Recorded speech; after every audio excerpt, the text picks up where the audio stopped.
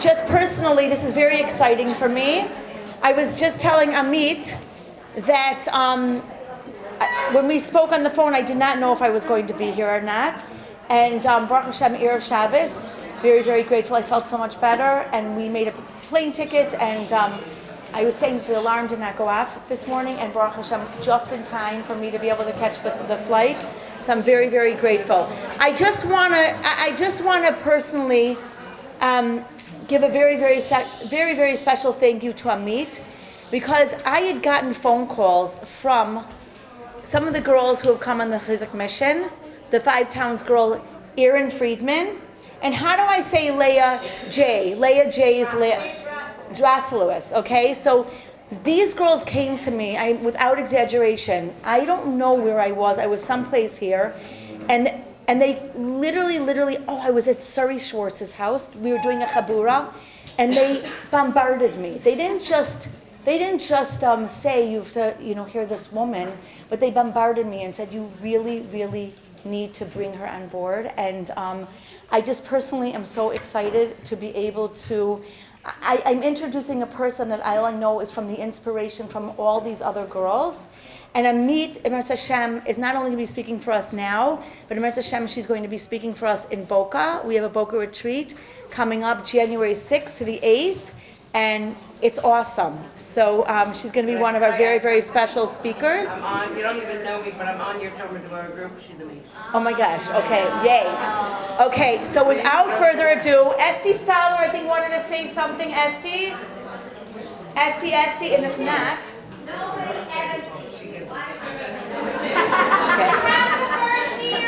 Okay. Okay. So without further ado, here is Amit, and you're just going to come. All right.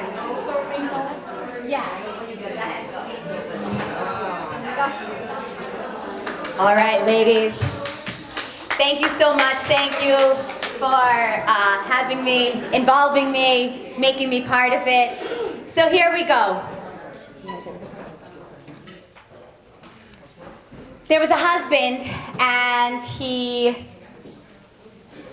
noticed that his wife was having hearing trouble.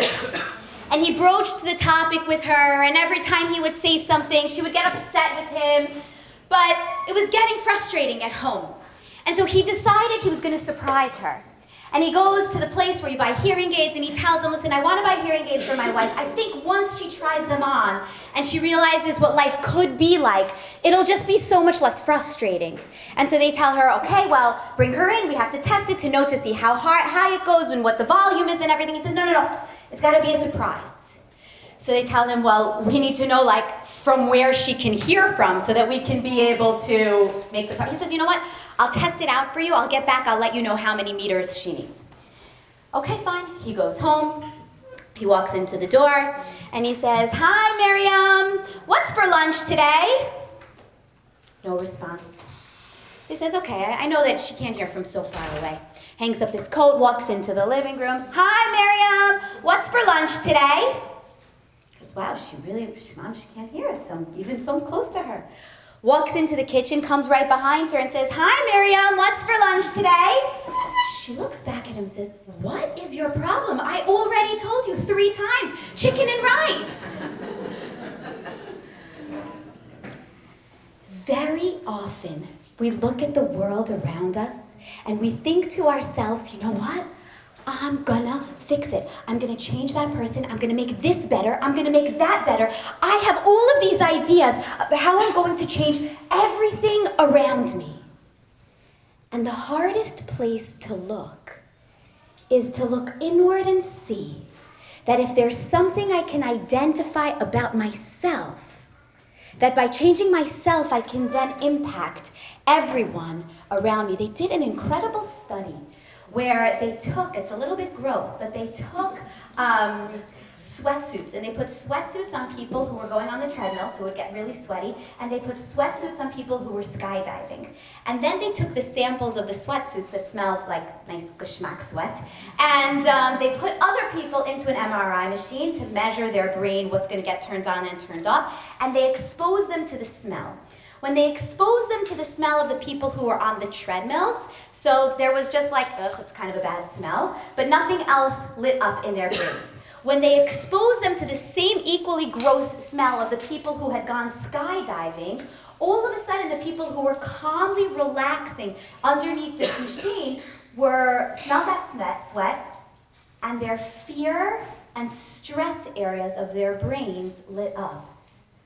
Because the stress and fear of the people who were jumping out of the airplane translated into their sweat, and other people in another time were able to smell that from them.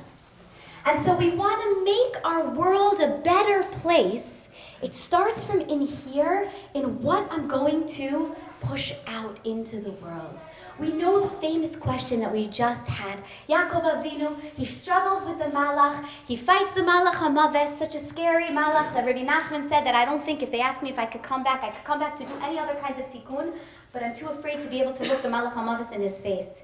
Yaakov Avinu fights the Malach HaMaves, and HaKadosh Baruch Hu changes his name. Ki sarita im Elokim v'tuchal. Therefore, your name is going to be Yisrael Ki sarita. And we know the famous question. And you fought with the angel, and you won.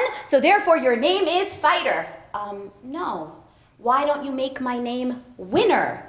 We should be the B'nai Tuchal, the ones who win, the ones who can overcome. Why are we B'nai Yisrael, the ones who fight? And Chazal teach us. Because by HaKadosh Baruch Hu, it's not the nitzachon, it's not the victory, it's the very struggle itself that puts a sweetness within us. We live in a world that is uncomfortable with discomfort. We will do anything to make sure that everyone is as comfortable as possible. And I think, my friends, that we're at the end of that tekufa. I'll tell you why, because we always get influenced by what's going on in secular society. So for the last few decades, right, secular society, everybody's a winner. Don't make any kid feel like they didn't win. You did amazing. That's special of you, right? Nobody could ever feel uncomfortable at all. But what's becoming very big now in secular society is these cold plunges, where people are jumping into freezing cold water, taking freezing cold showers. It's almost as if the world is anybody do it? Anybody do it over here? You do it? So from what I hear, once you start, you can't go back. The beginning is like a murder, but once you start, you can't imagine your mind. Like, how could I live without it? Because there is a shift. All of a sudden, we're realizing that the super comfort might not be producing what it is that we want. And so we're introducing artificial discomfort, where I'm sure this cold plunge is really very great, but life has enough. We can find the stuff where it is. There was such an interesting study. There's a big article in 2022. The Japanese love their sushi, but the fish is swimming away or something like that. What had happened was the Japanese have a major fishing industry, and they have huge fishing boats. They're like towns where they fish and they bring back the fish both for their country and also they export it. And what happened was the fishermen had overfished. They were out there in the sea and they could not bring any more fish back. So what did they have to do? They had to design special boats that could go much deeper into the ocean, into an area that wasn't tapped yet. And so these boats would sail out for 3 weeks into the ocean.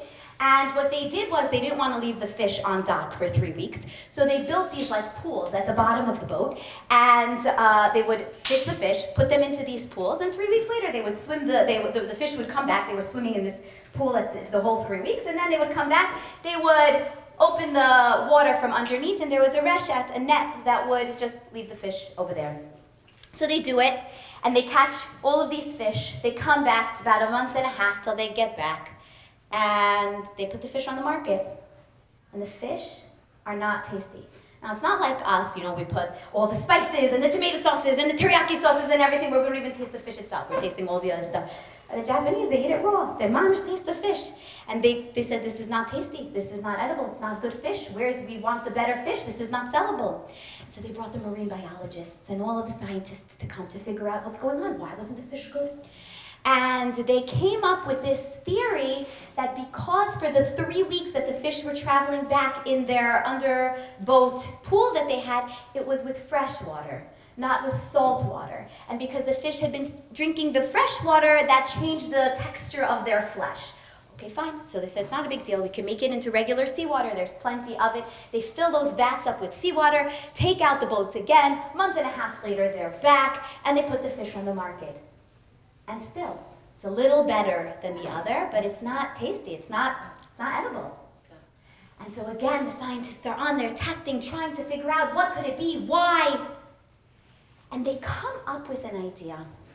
They say, you know what? When a fish struggles for its life right before it's being caught, it releases some hormones into its flesh that make its flesh tasty. But these fish were swimming around for 3 weeks, totally blissful. And then when they got to dock, they didn't fight for their life. They just opened the bottom from underneath them and they were up where the net was. They didn't even know they were dying. And because there was no struggle, they didn't release this hormone that makes their meat taste good. And so they tried again. They built this contraption where they had a net attached to the bottom of the ship. And it was not safe because if one little tear in the net, all of the fish that they caught would be able to swim away. But they were very careful with it and they would go down and check it and make sure. They caught all their fish and they put the fish in a net attached to the bottom of their boat in the ocean. And for 3 weeks, these poor fish were struggling to try to swim out of the net and they couldn't. They brought these fish back to the market to sell it, and the Japanese people said, we have never tasted such delectable fish in our life. For 3 weeks, the fish are struggling, and the taste is unbelievable. And so there's something to the struggle, but I need to put a big caveat over here, because stress and tension, that doesn't make us sweeter and better. And so what am I saying? Well, if you struggle and you're desperately trying to fight for your life, then you're going to have much tastier flesh. The emotion doesn't change. It's my perception of the emotion. When I have stress, and we all, Baruch Hashem, have stress, when I have tension, when I feel like, oh my goodness, how am I going to manage? Those emotions are there. There's 2 ways to think about the emotion. If I think about the stress that's mounting and saying, it can't be, it shouldn't be, this is not right, why am I feeling this way, it shouldn't be this way, then I'm fighting the emotion and I'm causing illness in my very body. But if I feel that wave of emotion overcome me, and even so I look at it, I notice it, and I say to myself, this is really uncomfortable. This is not pleasant. And then I shift to curiosity. I wonder what's supposed to come out of me now. I'm in this pressure cooker. I wonder what is going to come from this. And I approach the same situation, but from a different vantage point. That's what Hashem said to Yaakov Avinu, Ki sarita, because you fought with Elohim, vatucha. That I look at a struggle, I look at an obstacle, and I don't say, oh no, another obstacle. I look at an obstacle and I say, whoa, this one's a big one, but it's an opportunity. And that subtle shift that I have, everyone else in Tanakh who gets their name changed, once their name is changed, they stick with the new name. We don't call Avram Avram anymore. He's now Avraham. Why is Yaakov Avinu the only one who goes between Yisrael and Yaakov? And the answer is because Yisrael was a name of struggle. But guess what else was a name of struggle? Yaakov. Can you imagine baby Yaakov, little fetus in his mommy's belly, and Esav is out first, the head is already out, and what does Yaakov Avinu do? He grabs on the ankle. That's so cute, Yaakov, but what do? You think you're going to pull him back in? The head is already out. Yaakov Avinu says, it doesn't matter if I'm going to pull him back in or not. I'm going to try to do what I can. And they call him Yaakov because he grabbed on to the Akev. Because our mission in this world is not vatuchal. It's not the nitzachon. That's great. That's lovely. Please, Hashem, bring it upon us. But our mission in this world is the very struggle and the grace and dignity that I can have through it. Do you know what the letters of anxiety spell? Any exit. When I feel anxiety, what do I want to do? Anywhere, wherever I can run to. Addiction, distraction, whatever it is that I can run to, I just want to exit. Can I take the uncomfortable emotion and say, I'm feeling jealous. Well, I don't want to say I feel jealous. Maybe she shouldn't be so flashy. Oh, I'm feeling good over here. Can I sit with it, learn myself, understand myself, instead of trying to say, well, everyone else is wrong because I'm feeling this way? Can I find it within me? The Ishbitzer says that a person is born with 3 names. You're born with the name that your parents gave you. When parents name their child, there's an element of Ruach HaKodesh, very much so. The name of the child becomes, you could say, I could totally see how that's you. It describes you. Then, there's the name that your community gives you. There's the name that the people around you give you. Your parents named you one thing, expected of you one thing, and then the people that you're around, the people who you surround yourself with, they come to look at you as, oh, that's the lady that. And then, says the Ishbitzer, there's the 3rd name. And that's the name that we give ourselves. And each of us goes through this path of life. Now, he didn't say it, but if you think about it, this is exactly what one of the big debates in science is. Is it nature? Is it nurture? You're born, that's your nature, that's the name your parents give you. Your upbringing, the community, what they expect of you, that's your nurture. And what's reality? Reality, like everything in Judaism, is figuring out the balance between 2. I have a nature, I have a nurture, and with the gifts that I was given, what's my name? When Lavan was naming his daughters, Rochal and Leah, he named them with Ruach HaKodesh. Rachel means kifsa, a sheep. Lavan sees she's quiet. She's going to hold things in. And he gives her the name Rachel. And what do we know about Rachel Imenu? She stays quiet. Binyamin, her son, stays quiet. Mordechai and Esther stay quiet. Shaul stays quiet. Lavan was on the money. He gave her a name that was in line with her teva. He sees Leah, and what does he say? I had to look this word up. I never heard this word in Hebrew before. There's a word, nil'ah. Nil'ah means unquenchable, indefatigable, doesn't get tired, tireless. That it's just unquenchable. He sees Leah and he says, this one, it's never going to be enough for her. She's going to keep wanting, keep wanting, keep wanting, keep wanting. And Taka, what do we see with Leah? Now, Chazal tell us that Rachel and Leah, every single one of us, is a composite of a Rachel and a Leah. And so some of us are more Rachel, some of us are more Leah, and I want to introduce them to you today in a way that maybe you haven't heard before, in somewhat of a novel way of thinking of these 2 parts to ourselves. Here we have Rachel Imenu. Says the Zohar that Rachel was Olam Hagashmi. She knew how to get things done in the physical world. Actually, when we meet her first, she's coming, she's shepherding the sheep. Where's her sister Leah? Rochal is the one who's taking care of the sheep. What's the word? It's not from my language, but I love it. Geschickt. Yeah?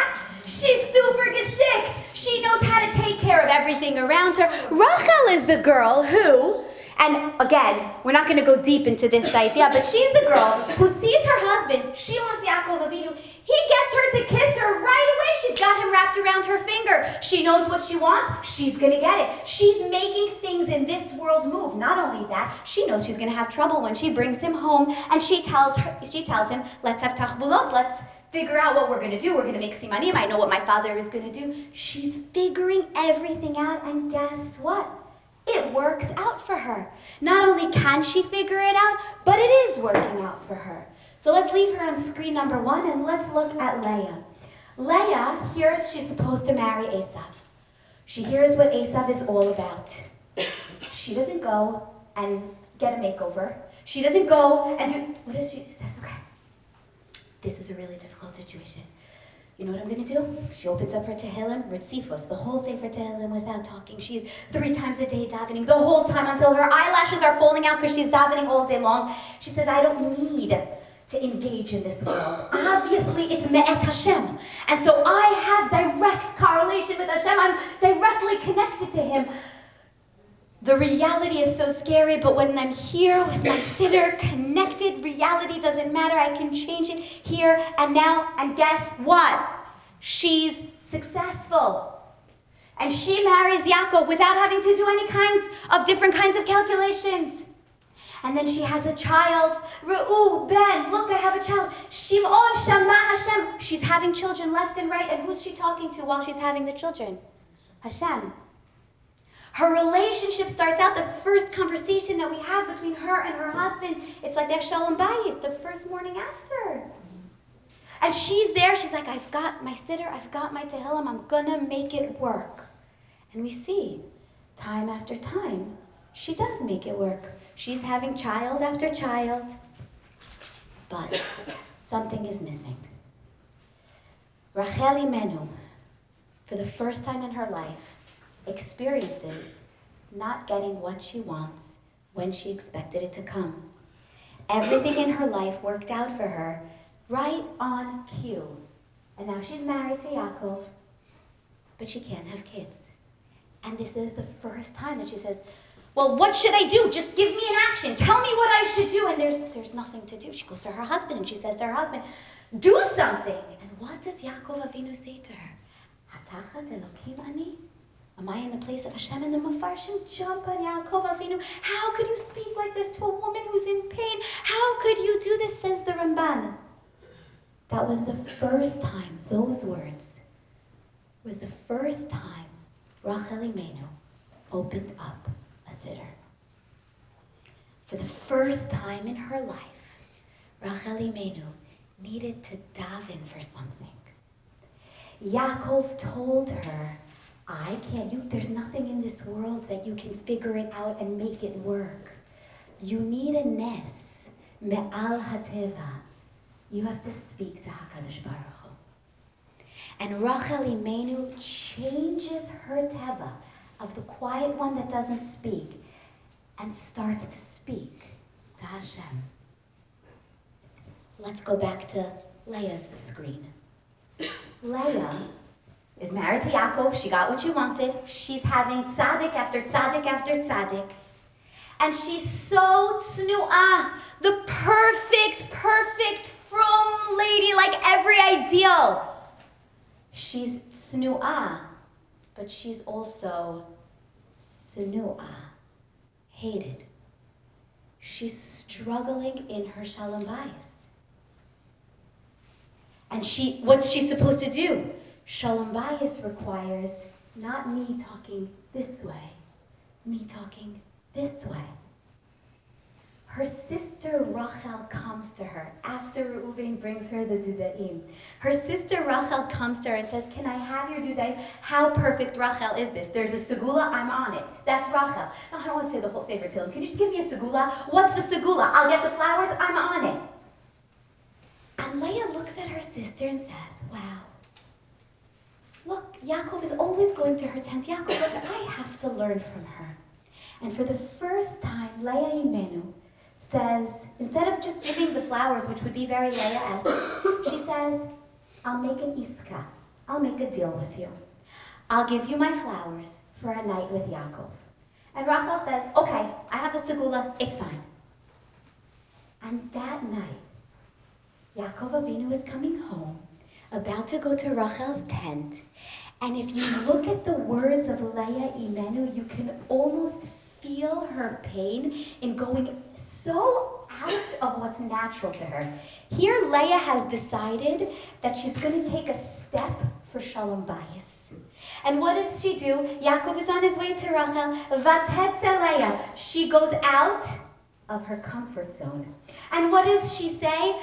Yaakov, Sechor secharticha. I have hired you for tonight. Im dudaei beni, with the flowers of my son. Leah, that's not so romantic. That's not exactly how you're gonna get him to want it. Oh, you hired me for tonight, but it's Leah trying to do real world hishtadlos when it's so not her type. Say Chazal that Rochal and Leah represented the polar opposites of the type of the spectrum that we all find ourselves somewhere on. The Rochal side of the spectrum is the side of askanos, hishtadlos, making things happen in this world. And there are certain people who, that is their life, that is what they can do, and they're so good. And then you tell them, oh, do you want to say some Tehillim? And they say to you, I can't do Tehillim. Give me something else. I could go, I'll set up a whole bigger holy room, I'll set up this, I'll set up that. I can't, it's davening, I'm not so into it. And then you have the person that for 3 hours she's sitting there. You're like, oh, you want to come to this? Oh, I have carpool. Oh. And there's a whole spectrum. The Zohar says that there are some women that are cut out for zugiyut, for a spousal relationship, a face-to-face spousal relationship, like Rachel. And there are some women that are in the power of imahut, of a mothering relationship. And now, I don't think any of us in this room are 100% of either. We're a mixture. Says Rav Kook that the reason why Rachel Imenu died in childbirth is because she wasn't misugal to be imahut, to be a mother, because she was a wife. What does that mean? But now let's listen. And let's look at our holy mothers and understand the gifts that they gave us. So according to the Zohar, Leah was the perfect Ima. She raised all the Shvatim. She was the one who was able to give them what they wanted to become, Shiftei Ka. Rachel, the perfect wife. But each one knew how to go out of her nature and make a name for herself. Who's buried in Me'arat HaMachpelah next to each other? Leah and Yaakov. You would think the perfect wife should have been married, should have been buried right next to Yaakov. After all, wasn't she the one that represented wife? No. Because Leah was able to come out of her nature and make a new name for herself. And who do we go to when we need an Ima? When we need to daven and we go to our Ima, who do we go to? Ima Rachel. Because she became the Ima. The only Jewish holiday that traverses 2 months. It goes through, starts in Kislev, and goes through Chodesh Tevet, is Hanukkah. Each month represents a different Shevet, a different tribe, has the energy of each month. The month of Kislev that we're in right now is the tribe of Binyamin. Binyamin was a son of Rachel. Tevet is the month of Yehuda, a son of Leah. Hanukkah is the aspect of miracles, but it's different than the miracles of Pesach. Because you see, Pesach time, we have the month, what's the month of Pesach? Nisan, Nes, it's a miracle. Nothing in Pesach is regular. The miracles of Pesach is the Jewish people coming out of Mitzrayim, the 10 plagues, crazy stuff. The miracles of Kislev are miracles of light within darkness. The miracles of Kislev are the miracles that fall somehow within the rubric of Teva. And in fact, what do we know? Hanukkah lasts 8 days. Why does it last 8 days? Because the oil lasted 8 days, but there was enough oil for 1 day. So why do we celebrate the 8th day? There's only 7 days of a miracle, and the answer is what? Because the fact that oil burns is in and of itself a miracle. We get the 7 days of miracle when we acknowledge that nature itself is a miracle. And so I want you to imagine for a minute, if an alien from outer space came down and you were the first person he met, right? There's a lot of talk about drones and all different kinds of things, okay? So the alien comes in and you find yourself in an apple orchard and he is asking you, how do these things work? And so you're trying to explain, he's never seen anything before in his life. You're explaining to him this world. And he says to you, so what is this? So you take this apple and you say, take a bite, it's delicious. This is what we eat, it's delicious. And he tastes it and he says, oh wow, this is very tasty. Well, how does it get here? Who puts it here? And you say, oh look, you take another bite and you pull out a seed and you say, you see these seeds that are inside, we plant them and this is the orchard. And he says, wait a second, this whole tree comes from that seed. You say, yeah, you put it in the soil and you do it. And he says, but where does all of the wood of the tree come from? Did you know that if you plant a seed, and then the seed sprouts and makes a small little tree, if you would measure the soil that was around that seed before, and you measure the soil that's around that seed after that whole tree is a big tree, you know what the difference is? None. There's the same amount of soil. The soil doesn't become the wood. Where on earth does all of that wood come from? Where does it come from? From that little seed? Where does it come from? And this alien is trying to understand, but I don't get it. Where does this part come from? And you're like, what do you have to say eventually? Oh, that's just how nature works. And then he says, okay, so then how do the blossoms turn into fruit? And you say, oh, like, the sap rises and all of the nutrients go up. And he says, I don't understand. You just told me about gravity, that everything goes down. And what do you say? Yeah, but that's nature. Comes Hanukkah, and Hashem says, Ashira la Hashem b'chayai. I want to sing to Hashem while I'm alive.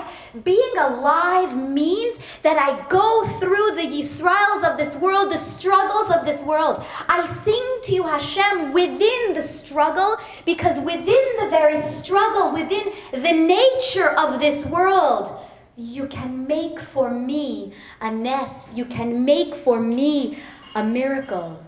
What do we say? We say, Tov Shem Tov. Me, Shemen Tov.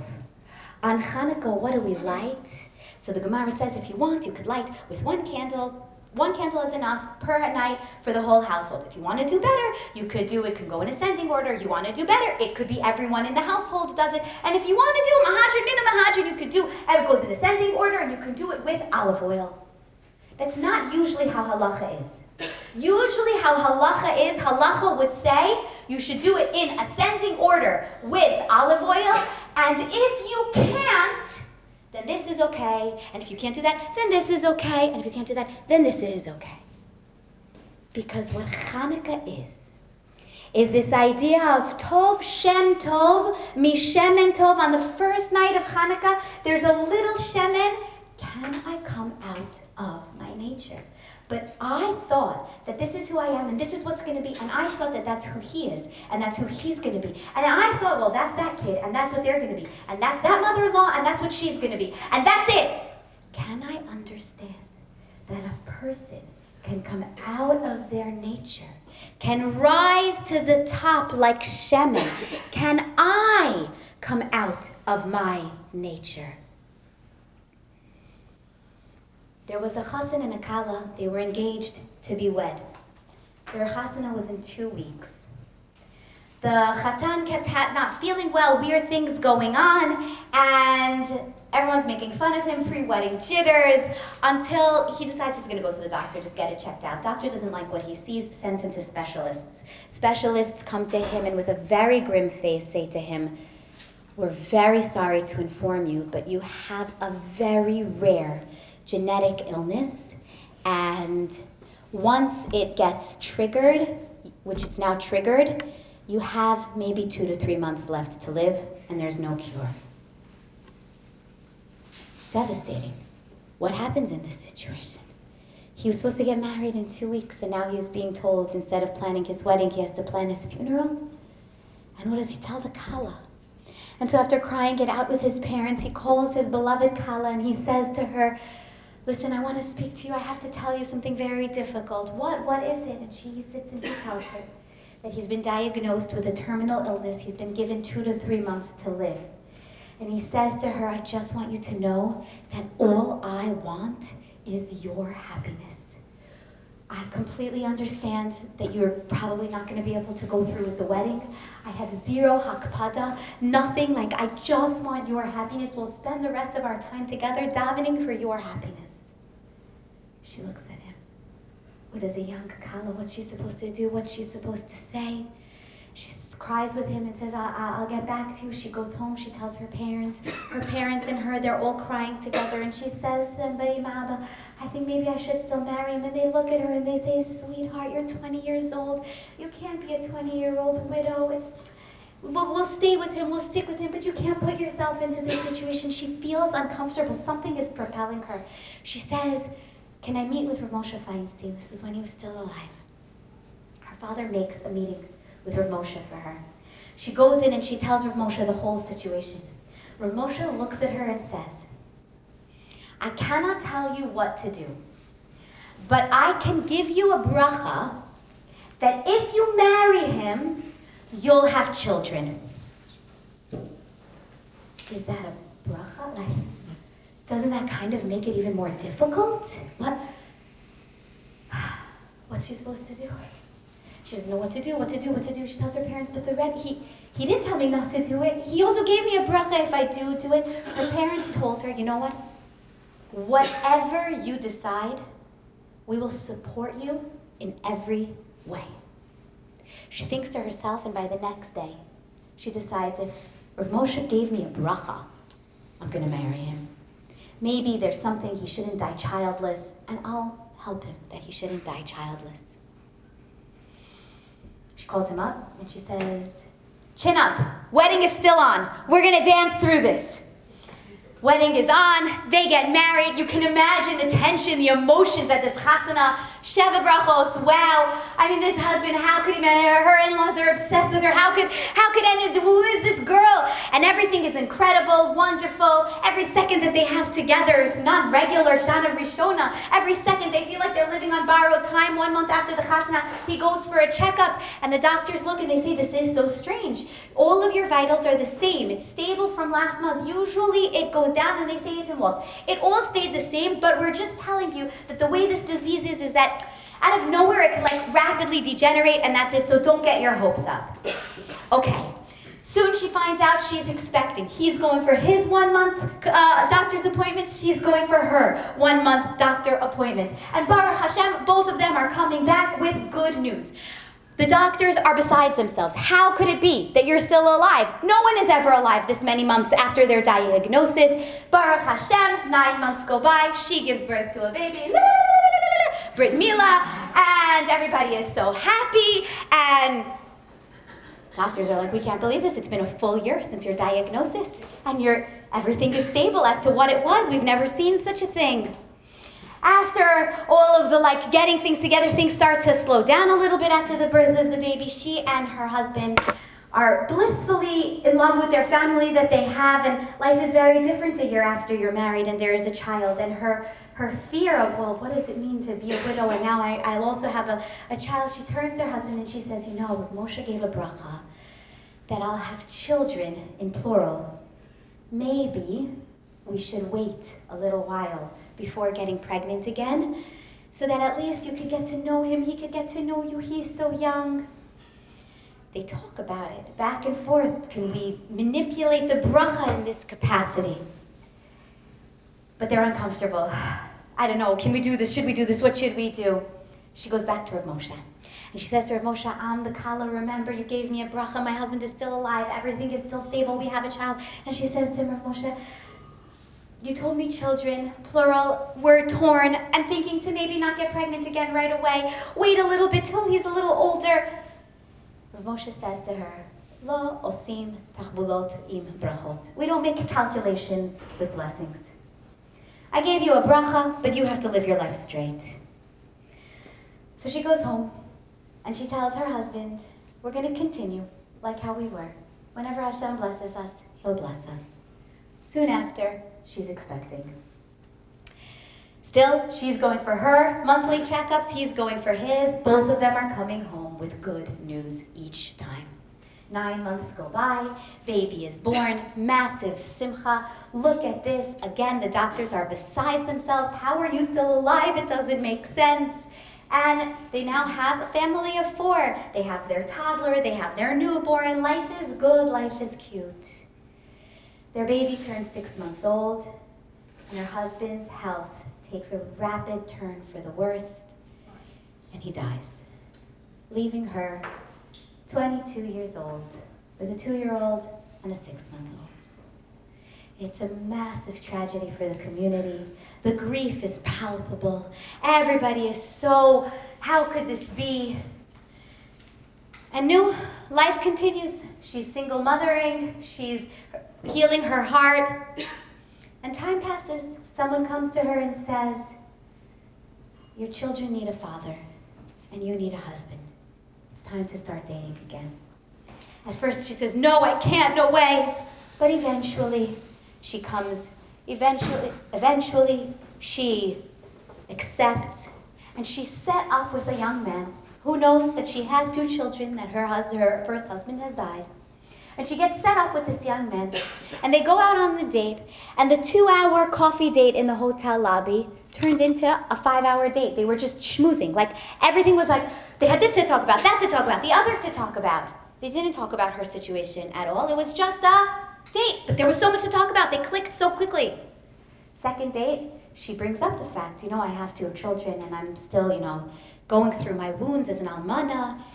And it comes out that he lost his mother when he was very, very young, and he understands grief, and he understands pain, and he's able to feel her, and they have this, the first date was like awesome conversation. The second date was like deep conversation that was painful, but so connecting. She comes home, she says, I don't think I ever felt so connected to a person like this in my life. Third date, the shotgun says you should do something fun. They do an activity date. They have a great time. And whatever, and she's starting to hope. Her hopes are getting up. He comes to her at the end of the third date, and he says to her, I know this is maybe not so mekubal, but I think you should bring your children on our next date. And she has a 2-year-old and a 6-month-old. And she's like, I don't know. He says, look, we'll go out to eat. All 4 of us together. Let's try it. And so she does. With her big, heavy double stroller, she's coming. He helps her. They're sitting at the restaurant. The toddler starts to make noise. He scoops the boy up, puts him on his lap, and the 2 of them are like talking to each other as if they're in another world. And he's like giving French fries to the toddler. She's holding the other one. Like so organic and natural. It's unbelievable. And in this like fairy tale type of timeline, they get married and they get thrust. Their Shana Rishona looks a little different because they already have a family. The boys, they're obsessed with him. They don't remember Nabach, their biological father. He really becomes their father through and through. He loves it. He fits right into the role. Their Shalom Bayis is amazing. He gets her. She gets him. It's perfect. Life is good. A year goes by. Their house isn't quiet. They have 2 children. But she's not expecting. Okay. Another year goes by, still nothing. After 3 years, with no children, they realized we should probably go and get checked out. They go to a fertility clinic, and she looks at her husband who's saved her life, and she says to him, whatever it is, I'm here with you, we're gonna get through this together, it doesn't matter. They both get tested, and then they're called back for a meeting with the doctors. And the doctors sit them down and say, this is one of the most difficult conversations we have to have. And they look at her and they say, Mrs. So-and-so, we're so sorry to tell you, but you will never be able to bear children. You have a malformation somewhere in your womb, and because of that, there's no way that your womb will ever be able to carry a child. You will never be able to bear children. She looks at them and says, is it possible maybe you're looking at the wrong, what's the name that you have on that chart? They look at her and they say, it's normal. A lot of people are in denial. But listen, this is the name. Is this your name, ma'am? This is my name. And she says, no, it's impossible. And again, the doctor says, there are other ways. We can maybe extract your eggs. Like, there are options. Don't think this is, she goes, no. This is actually impossible. Because I have 2 children, she shows them. So with all due respect to your medical facility, Thank you so much for your professional opinion. But my husband and I, were going to be going somewhere else for a second opinion. She looks at her husband, they get up and they walk out. She's crazy? Like, what not-so story is this? They go to the top fertility clinic in the state. They get checked out and tested. And they get the same diagnosis. And the doctors tell her the fact that you were able to carry 2 children makes absolutely no medical sense whatsoever. She comes home that night. And there she's talking with her husband and she says to him, you know what? Now I realize. When I went to Rav Moshe, before I married my first husband, he told me, I can't tell you what to do, but I can give you a bracha, that if you marry him, you will have children. She said, at the time, I figured he was telling me, you know what? You can marry him, do a chesed for him. He shouldn't die childless. You'll have children with him. You'll be able that he can die at least with children on his name, and you could be the one to do it if you have the spiritual strength to do so. She said, now I realize. I walked in there, and Rav Moshe saw my mazel. He saw my nature. He saw that b'koach hateva, I wasn't going to have children in my lifetime. And he said to me, I can't tell you what to do, but if you do something so radically opposed to your nature, I promise you that Hashem will shift nature for you. V'kach hava. What's nature? Nature is when Hashem runs the world systemically. There is a system, this happens, that happens.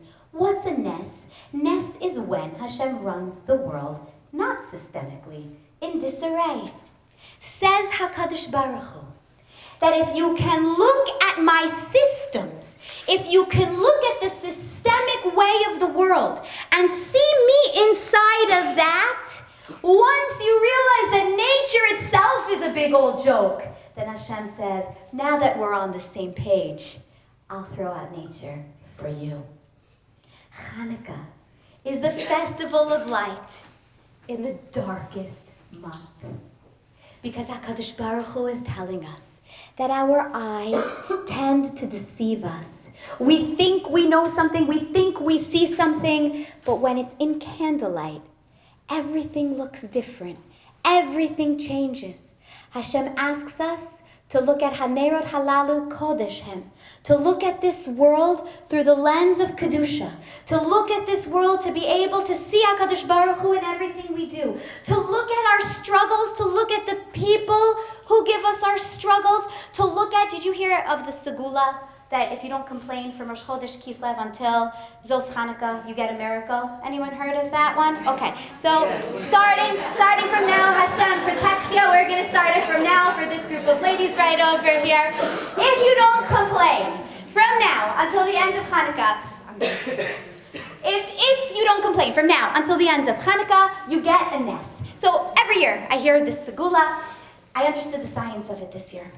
The science of this segula is what? What's complaining? When you have a negative emotion, is it positive or is it negative? And so we don't like our negative emotions. Anxiety, any exit. I just want to get away from anything negative, drown myself in something else. However, have you ever met somebody who everything is going well for them? They're happy, they're content, and they look at their life and they sigh and they say, everything is so good. We need to change it up and grow. No, it doesn't happen that way. Where does growth happen? Growth happens when there are negative emotions. And so negative emotions, while uncomfortable, actually give us the fuel to change things. I get so sick and tired of feeling this way that I decide I'm going to learn something, I'm going to implement something, I'm going to change something so that I stop this cycle. Now, what does venting do? You know when you're really upset about something and you're like, I just have to vent. I just have to get this off my chest. And you complain about it to your girlfriend, to your husband, to whatever it is. And what happens? You feel a little better. Why?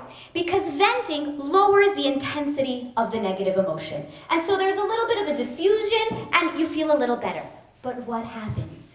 You know the situation where you have the person complaining about the same thing for 25 years? Because the negative emotion is high, but then I vent about it, I complain, I diffuse it to uncomfortable but bearable, and I don't do anything to change it. I think the science behind this segula of not complaining is to invite, let's say, the cold plunge of negative emotions into our heart. Is to allow those negative feelings, those uncomfortable feelings, to sit with us, not to repress them and become a psychopath monster, but to hold them long enough to propel us for change, to shift out of our nature, to whenever the dance happens where this one says this and then I always say that back, to shift, to surprise him, to surprise her, to surprise them, and act differently from my nature. When I can step out of my nature, then HaKadosh Baruch Hu steps out of his rules of nature. Yehi ratzon, may be Hashem's will, that we should be zoche, to see the nisim around us, that we should be zoche, to have open miracles come down into our world, and that every single one of us should experience the nest that she wants, and the nest that she needs, and she doesn't even know that she does, with Geula, with the marrying of the Rochal Imeinu together, and Mashiach Tzidkenu Yehi ratzon. Thank you, ladies. Thank you.